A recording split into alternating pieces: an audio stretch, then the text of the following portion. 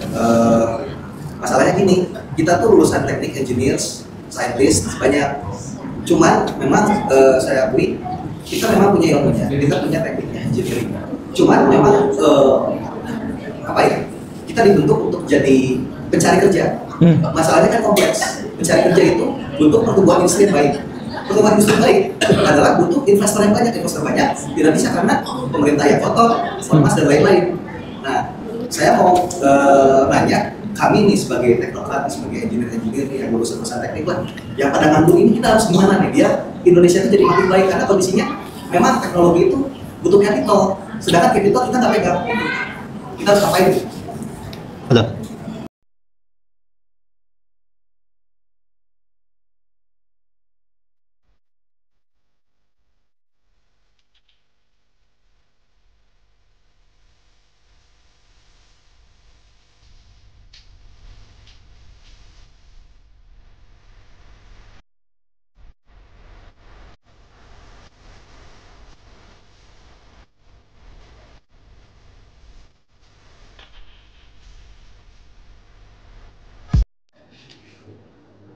Iya, luar biasa ya kajian dari Ustadz Guru Gembul ya. Tadi walaupun tidak dipanggil Ustadz, padahal guru itu adalah Ustadz. Iya, guru itu Ustadz. Ya, guru itu adalah Ustadz dalam literasi bahasa Arab. Baik, tadi poin yang kemudian bisa kita ambil bahwa kemudian kita sebagai seorang Muslim harus bersatu, gitu ya, harus bersatu. Nah, Bapak Ibu yang rahmatullah subhanahu wa ta'ala, barangkali di antara Bapak Ibu ada yang ingin disampaikan atau ada yang ingin ditanyakan kepada Google ya, Guru Gembul gitu ya. Baik, silakan. Saya Sugeng, maka silakan. Assalamualaikum warahmatullahi wabarakatuh. Waalaikumsalam warahmatullahi wabarakatuh. Luar biasa ya penyampaian tadi dengan berapi-api. Dan dijadikan tentang otokritik ya bagi kita sebagai Muslim itu sangat bermanfaat bagi kita semua. Tapi mungkin ada balance-nya ya, balance-nya. Tolong dijelaskan balance-nya bagaimana agar tadi kehidupan di Muslim ini bisa dirubah ya dari mulai sekarang sampai di masa depan. Supaya kita ada jalan nih bagaimana supaya Muslim itu berubah ya jadi apa yang digambarkan tadi. Terima kasih. Langsung. Satu-satunya jalan untuk berubah yaitu kembali ke Quran dan Sunnah. Quran dan Sunnah mengharamkan kita untuk pecah belah. Beda pendapat boleh, pecah belah tidak boleh. Quran dan Sunnah memerintahkan kita untuk jangan bikin tafsiran-tafsiran yang kemudian kita dewakan sendiri.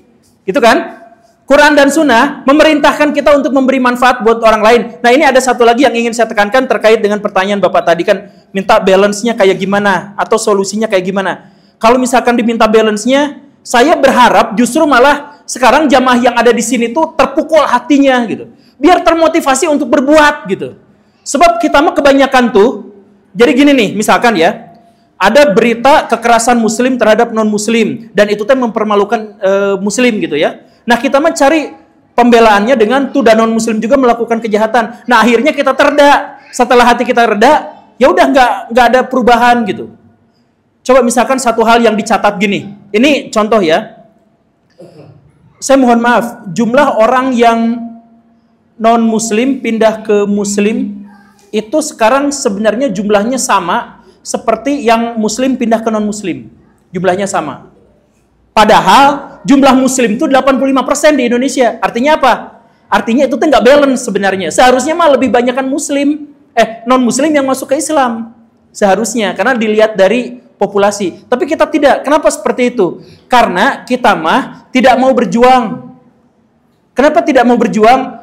Kita nyari pendapat, nyari ustadz, nyari ulama yang menenteramkan hati kita, yang membuat kita itu hubud dunia dan takut terhadap kematian. Jadi maksudnya gini, saya sebutin tadi ya, jumlah kekayaan Muslim di seluruh Indonesia kalau disatukan hanya 15% dibandingkan dengan non-Muslim. 60% diantaranya dimiliki non-Muslim Chinese. Itu ininya. Berarti yang non-Muslim, non-Chinese itu menguasai sekitar 25% ekonomi Indonesia. Saya sebutkan seperti itu. Nah, kaum muslimin itu bukannya tergerak hatinya untuk oke, saya akan mau memperjuangkan itu. Bukan. Tapi Saya cari data yang lain yang menunjukkan bahwa oh ternyata ada pengusaha muslim yang sukses. Oh, Pak Hairul Tanjung menguasai ini, jadi reda. Setelah reda apa? Tidak lagi mau berjuang. Jadi kita tuh tidak, berita-berita buruk tuh bukannya jadi introspeksi, kita cari data-data yang menenangkan hati kita. Contoh yang lain, saya pernah bikin video sekolah non-muslim, kenapa sekolah Kristen lebih bagus daripada sekolah muslim? Itu langsung dihujat. Padahal mah ya tinggal introspeksi aja, perbaiki diri gitu. Agar kita tuh jadi yang bagus gitu. Daripada, kenapa? Kan di abad pertengahan Islam juga maju, artinya bisa maju. Nah, apa bedanya Muslim di abad pertengahan bisa maju dengan kita sekarang tidak maju? Apa perbedaannya? Perbedaannya itu adalah sekularisme. Kita tuh sekuler. Bahkan diajarkan sama ustadz-ustadz di pengajian-pengajian. Sekuler itu apa? Menganggap bahwa pelajaran matematika, ilmu duniawi, pelajaran fikih, ilmu akhirat. Itu salah. Dalam Islam, semua itu ilmu akhirat. Yang membedakan jadi ilmu dunia dan ilmu akhirat itu adalah niatnya. Kalau saya belajar ilmu psikologi untuk membantu orang yang stres jadi baik, membantu suami istri akur lagi, membuat masyarakat tentram, dari belajar psikologi, belajar ilmu psikologi adalah ilmu Islam. Tapi ketika saya belajar ilmu fikih, agar saya gampang masuk ke Depag, kemudian di sana jadi pejabat, maka itu ilmu duniawi. Itu kata Imam Al-Ghazali itu gitu. Jadi ilmu akhirat atau ilmu dunia itu tergantung pada niatnya. Nah, sama Muslim zaman sekarang dibalik. Matematika ilmu dunia fardu kifayah. Ilmu psikologi ilmu dunia fardu kifayah. Akhirnya apa? Di dunia psikologi kita tergantung sama orang-orang kafir. Di ilmu media kita dihujat, diinjak-injak, dijelek-jelekin sama media, kita nggak bisa melawan. Karena apa? Yang menguasai media juga orang-orang non-muslim. Yang menguasai ilmu persenjataan non-muslim. Kita bisa bikin apa? Bisa bikin rudal balistik jelajah gitu, bisa bikin kapal induk yang kayak gimana, kan nggak bisa. Kita nggak bisa bikin apa-apa. Bahkan seperti yang tadi itu, untuk ibadah, ini ibadah nih, sholat, kita ketergantungan sama non-muslim. Karena apa? Kita sekuler, menganggap ilmu itu ilmu akhirat, ilmu dunia. Dalam Islam semuanya ilmu akhirat kalau niatnya baik. Semuanya ilmu dunia kalau itu tujuannya adalah untuk dunia. Kan gitu. Sok misalkan kayak gini lah, ilmu astronomi itu ilmu akhirat atau ilmu dunia? Kata ulama-ulama abad pertengahan di zaman kejayaan Islam, itu ilmu akhirat. Karena dengan itu kita bisa mengetahui kapan puasa terjadi. Nggak harus bentrok setiap tahun debat antara NU dengan Muhammadiyah, enggak. Mereka semuanya kompak. Karena apa? Ilmu astronominya bagus. 80% nama-nama bintang itu nama-nama dari Islam. Karena apa? Karena ilmuwan astronomi di zaman dulu yang Islam itu menganggap itu adalah ilmu akhirat. Kenapa? Tanpa astronomi kita nggak bisa ibadah. Maka itu adalah ilmu akhirat. Tanpa matematika kita nggak bisa ibadah. Bikin masjid pasti jadi tidak jelas, gampang runtuh kalau tanpa ilmu matematika. Maka ilmu itu menjadi ilmu akhirat. Bikin jembatan, teknik sipil, itu ilmu akhirat. Karena bayangkan, ada jutaan orang yang bolak-balik lalu lalang ke situ, yang mengantarkan ke rumah sakit sehingga sembuh, yang datang ke sekolah sehingga berilmu, yang datang ke masjid sehingga bisa ibadah. Itu yang bikin jembatan itu pahalanya luar biasa. Tapi kita sekarang menganggapnya apa? Kalau bikin masjid itu akan amal jariah sampai kita meninggal masih mengalir pahalanya. Kalau bikin perumahan, bikin jembatan, gak ada yang menganggap itu sebagai ilmu akhirat. Gak ada yang menganggap itu sebagai amal jariah. Nah, itu sekularisme dalam Islam. Dan itu tuh dihembuskan sama musuh-musuh Islam di awal abad ini. Di antaranya yang terkenal itu adalah Snokur Gronje. Di bukunya orang Aceh, rakyat Aceh, dia menyebut, wahai orang Belanda, kalau mau menaklukkan Aceh, caranya gini. Satu, jatuh. Orang Tengku dan Teuku suruh mereka berantem. Kemudian masjid harus diperbagus, harus dibantu sama Belanda, tapi larang kaum muslimin keluar dari masjid. Larang mereka menguasai ekonomi, larang mereka untuk menguasai media, larang mereka menguasai ilmu perdagangan. Nah, itu cara menghancurkan orang Islam. Dipakai sama kaum muslimin. Pesantren-pesantren di sini banyak yang ngajarin. Ayo kita belajar fikih aja, ngapain belajar matematika? Itu mah ilmu dunia. Di akhirat tidak akan ditanya. Ya fikih juga tidak akan ditanya. Nggak akan ditanya nanti hukum nun mati kayak gimana. Kan di akhirat juga nggak akan ditanya itu mah. Jadi yang paling penting itu adalah kita laksanakan. Jadi yang membuat muslim terpuruk, gimana solusinya? Solusinya gini nih. Gimana cara kaum muslimin maju? Pelajari matematika dan itu atas nama Allah. Insya Allah itu adalah ilmu akhirat. Pelajari ilmu media massa, pelajari AI, pelajari ilmu komputer, belajar untuk nge-YouTube, belajar apa segala rupa. Niatan lillahi ta'ala atas nama Allah subhanahu wa ta'ala untuk agama dan kebaikan masyarakat. Itu adalah perbuatan-perbuatan untuk akhirat. Tapi sekali lagi, ilmu belajar matematika, belajar hadis, belajar fikih, belajar astronomi, belajar apa? Itu duniawi kalau ujung-ujungnya adalah untuk minta jabatan di Kementerian Agama. Begitu, itu insya Allah semoga ya bisa dicermati. Baik, terima kasih atas jawaban yang luar biasa ya.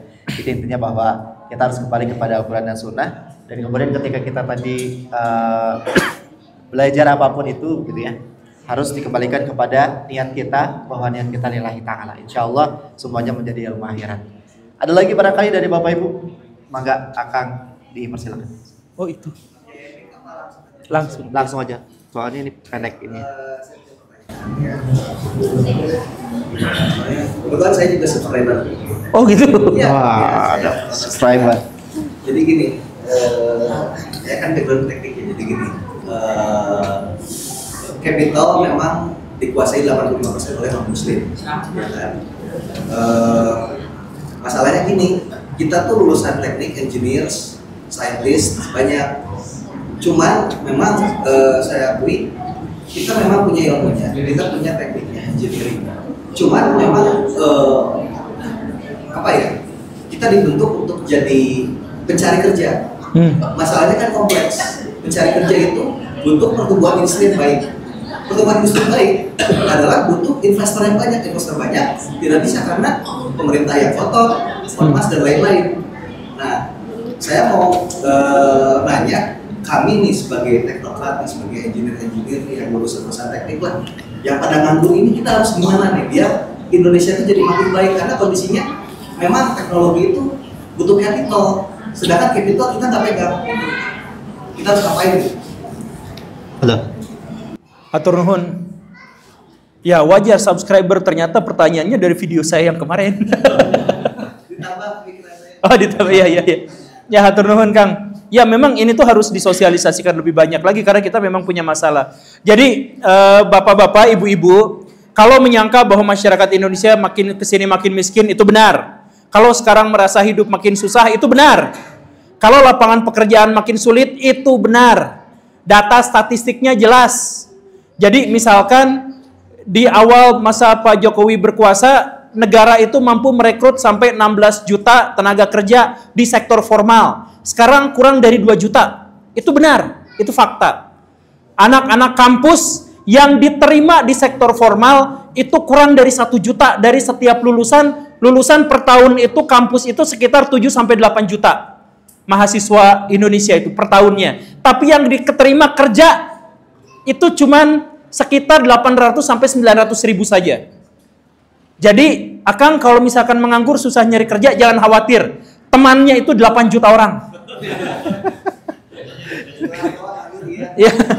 Jadi kalau 8 juta penganggur itu disatukan, bisa demo di Monas itu cukup untuk menggetarkan DPR. Nah, jadi bagaimana solusinya? Nah, kemarin saya juga ngobrol sama pemerintah. Saya tuh sering mengkritik pemerintah, tapi juga sampai sekarang itu berkolaborasi dengan mereka untuk mewujudkan solusi-solusi. Nah, pemerintah juga jujur minta maaf. Jadi di belakang layar gitu ya, kalau misalkan kolaborasi dengan kita gitu ya, dengan rakyat jelata kayak kita, itu teh ngomong, emang sekarang tuh tenaga kerja tuh susah. Kenapa lapangan pekerjaan susah? Karena investor kita susah yang masuk. Bahkan ketika perang dagang Amerika dengan Cina, seharusnya perusahaan-perusahaan Cina kabur ke Indonesia, perusahaan-perusahaan Amerika Serikat kabur ke Meksiko. Harusnya gitu. Tapi kita nggak kebagian. Yang kaburnya malah ke Malaysia, dan ke Vietnam. Nah, kenapa seperti itu? Salah satu alasannya adalah tadi, tenaga kerja kita mah dianggap pemalas.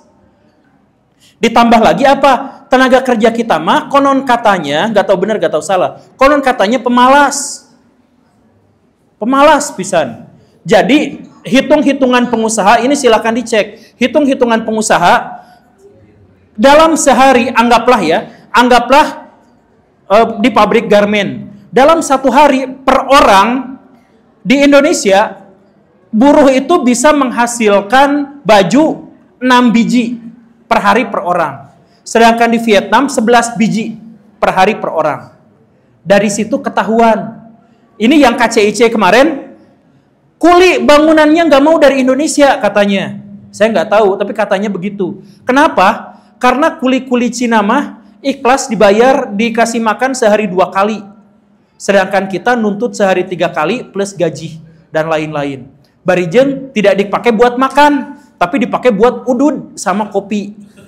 Akhirnya apa?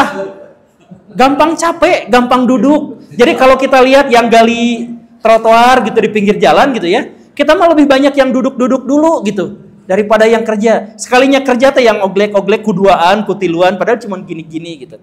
Kalau diserahkan sama Cina, makanya banyak orang pengusaha-pengusaha kita yang rela ngedatangin kuli Cina ke Indonesia. Nah, akhirnya apa? Karena udah bikin perusahaan di Indonesia mah belibet, banyak ormas yang suka malakin, kemudian tenaga kerjanya juga dianggap pemalas dan sebagainya, maka susah untuk pabrik-pabrik berdiri di Indonesia. Nah, akhirnya apa? Lapangan pekerjaan menjadi susut. Terus itu dikeluhkan masyarakat ke kita. Saya teh marah ke pemerintah. Tah, kan tanggung jawab Anda, kenapa Anda yang ngeluh ke saya? Kenapa malah pemerintah ngeluh ke YouTuber? Terus kata si pemerintah teh apa? Ya, tolong sosialisasikan sekarang wayahnya. Jangan andelin pemerintah. Punten Kang, wayahnya jangan berharap ke pemerintah. Jadi apa? Sekarang gigs ekonomi saja. Sekarang ekonomi pribadi saja. Dan sekarang mah bisa banyak. Jadi apa? Ya, mohon maaf ya, sektor-sektor informal sekarang di Indonesia tolong dikembangkan. Gitu aja lah. Jadi jangan andalkan pemerintah, jangankan kita pemerintah aja stres. Kemarin ada rakyat Indonesia protes ke Pak Luhut Binsar Panjaitan. Pak, kita mau kabur aja dulu. Ya kabur aja sana, bukan nasionalis. Jadi dua-duanya stres sekarang. Pemerintah stres, kita juga stres. Jadi sekarang mah please jangan mengandalkan orang lain. Gimana tuh cara tidak mengandalkan kepada orang lain, mengandalkan pada pemerintah? Gimana caranya? Sekarang kreatiflah dalam berekonomi. Sekarang mah cari aja kerjaan. Jangan andelin, please jangan andalkan pihak lain. Kalau ada yang mau jadi tiktokers, jadi youtuber, silahkan. Sekarang ada yang jadi afiliator TikTok, jadi tukang dagang di situ, silahkan. Sekarang banyak kerjaan-kerjaan yang tidak terpikirkan sama orang, tapi sekarang bisa gara-gara internet. Sekarang bisa. Dagang bebek. Coba kepikiran tuh bapak-bapak, ibu-ibu. Kawasan utara Pulau Jawa, penyuka bebek. Tapi peternakan bebek di sana jarang. Kawasan selatan Jawa, banyak yang ternak bebek, tapi nggak ada yang beki bebek. Sukanya ayam. Nah, temennya saya, penghasilan di atas 100 juta sebulan, gara-gara ngambil bebek dari selatan, dijual ke utara. Gampang, mobilnya nyewa. Apa-apanya nyewa. Dia mah cuman kerjaan nelpon, cuman 5 menit, 10 menit sehari, dia dapat 120 juta sebulan. Karena ngirim dari selatan ke utara 8 kali. Itu mah usaha kecil. Nah, coba yang kayak gitu. Yang jago coding, yang jago komputer dan sebagainya. Coba itu juga ininya besar. Atau misalkan, aduh saya susah. Dan lain sebagainya. Nah ini nih. Ipar saya, mualaf juga. Dia tuh dulunya Hindu. Dari India.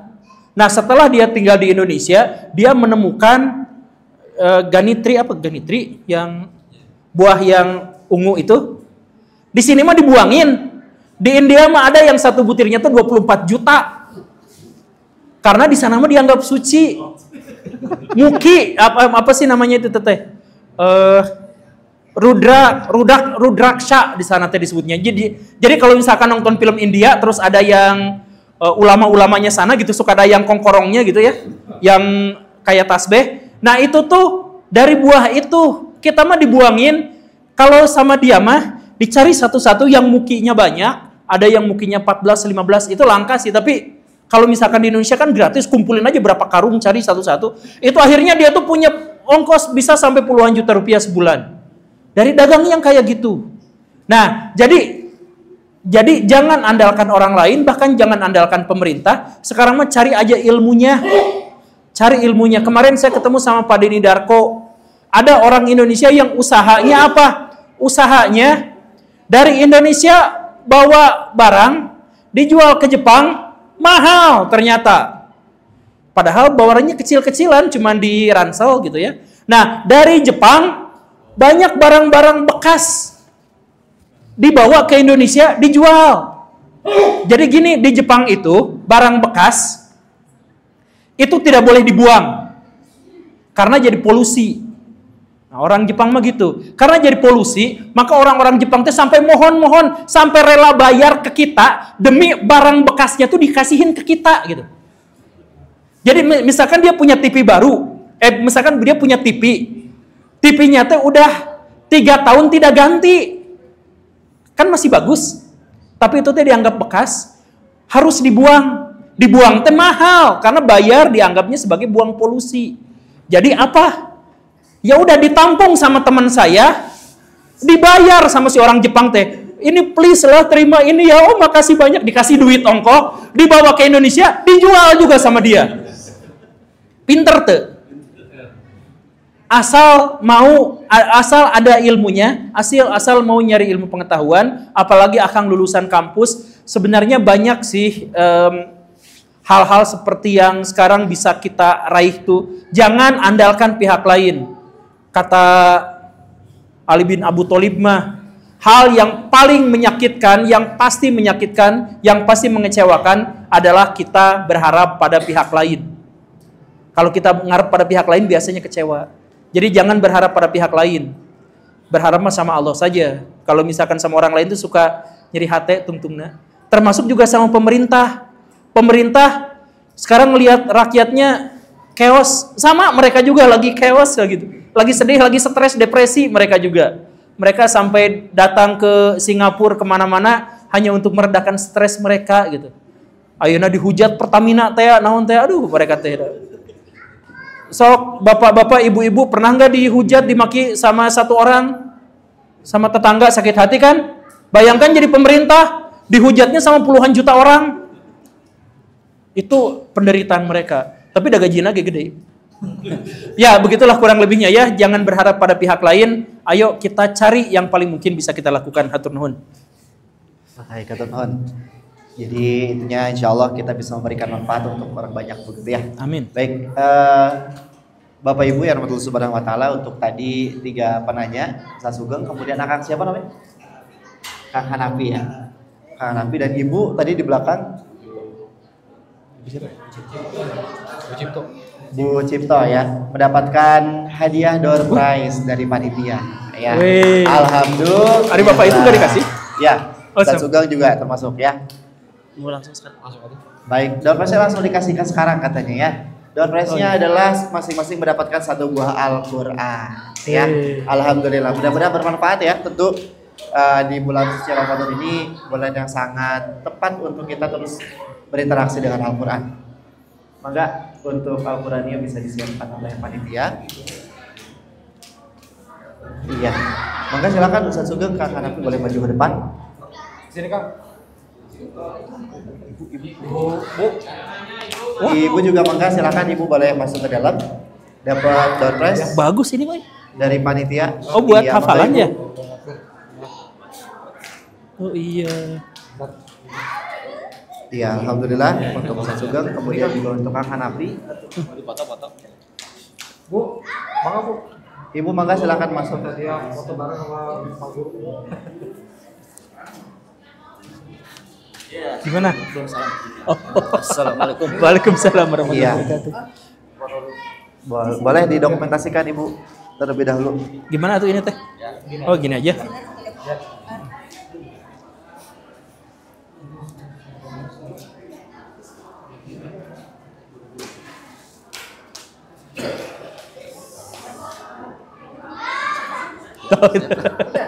Udah. Alhamdulillah, terima kasih. Mudah-mudahan bermanfaat Suksesnya, ya Kang. untuk ibu dan Semoga kakak dapat dan kerjaan yang duitnya banyak. Baik, alhamdulillah Bapak Ibu, acara demi acara telah kita Saya pamit berarti laksanakan disitu ya? bersama.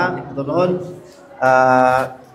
Gak enak kalau nggak disebut Ustadz ya, Ustadz Guru Gembul gitu ya. Telah menyampaikan informasi dan juga ilmunya untuk kita semua. Bapak dan Ibu, tibalah kita di penghujung acara. Mari sama-sama kita berdoa terlebih dahulu sebelum kita menutup acara ini. Pembacaan doa akan dipandu oleh Ustadz Sugeng. Kepada Ustadz Sugeng disilakan. Bismillahirrahmanirrahim. Assalamualaikum warahmatullahi wabarakatuh. Waalaikumsalam. Sama-sama menginspirasi untuk kita berbeda kita perbedaan masa kita dan perbedaan kita. Seolah di antara kita orang bisa membangun kembali budaya Islam kembali bersama dengan Allah Taala di bulan ini dan sedangkan perubahan Allahumma amin wa sallallahu alaihi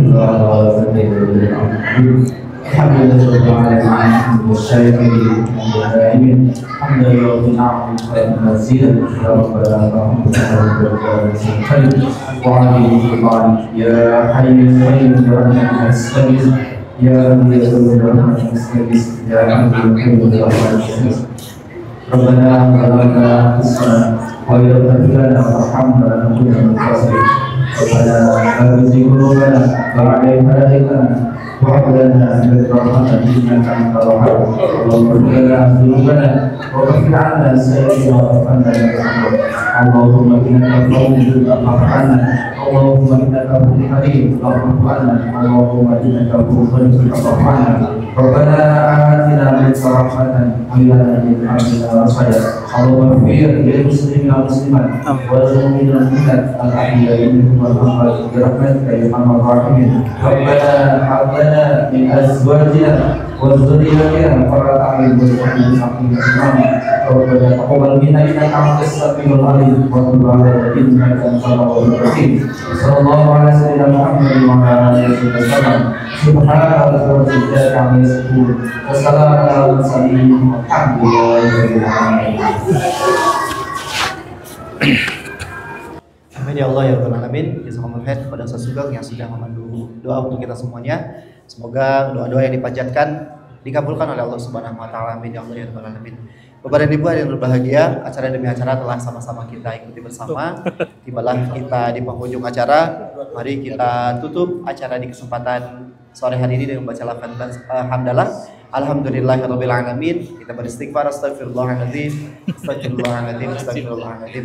Doa kafaratul majlis, subhanakallahumma wa bihamdika asyhadu an la ilaha illa anta astaghfiruka wa atubu ilaik.